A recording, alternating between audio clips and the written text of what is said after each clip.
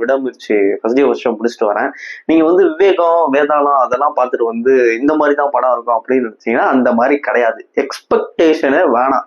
விடாமுயற்சி பிஜிஎம்லாம் பார்த்துட்டு வச்சு தூக்கி சொறிடுவான் அப்படின்னு நினைச்சீங்கன்னா அதெல்லாம் இல்லை. கத்துற மாதிரி ஒரு சீனுமே இல்லை.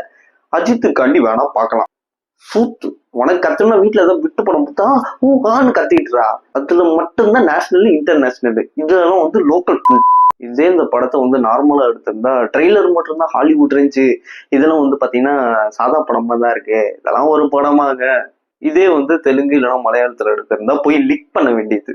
இப்படி பண்ணி தானே நிறைய படத்தை அடிச்சு விட்டீங்க. இந்த கடைசியா வந்து கங்குவா படம் ஒரு வைட் ரேஞ்ச் ஏரியா, ஒரு வார் ஜோன்ல வந்து கத்தணும்னா கத்தி தாண்டா ஆகணும். அங்க வந்து ஓரத்தமும் ஏறத்தமும் வெவ்வேறா அப்படின்னா எப்படா இருக்கும்? ஒரு படத்துக்கு எது தேவையோ அதுதான் பண்ண முடியும். வந்து சப்போர்ட் பண்றான்டா இவன், ஆமாடா நான் அமையும் இல்லை, அணிலும் இல்லை, தவளையும் இல்லை, காக்காவும் இல்லை, கழுவும் இல்லை. உண்மை என்னன்னா நான் தற்குறி இல்லை. என்னாச்சு அண்ணா? நீ வர ஃபர்ஸ்ட் ஷோ டிக்கெட்டே கிடைக்கலடா. டிக்கெட் தானே நான் ரெடி பண்றேன், யார்டா ஃப்ரெண்ட்டை கேட்டு வாங்கி தரேன். இதுக்கெல்லாமடா ஃபீல் பண்ணுவீங்க? என்னதான் இருந்தாலும் இப்படி ஒரு வெறித்தனமான ஒரு ரசிகனா இருக்கக்கூடாது.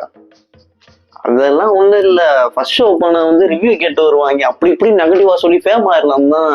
நானும் எத்தனை நாள் தான் ஸ்கிரிப்டை ரெடி பண்ணியும் வச்சிருக்கிறது.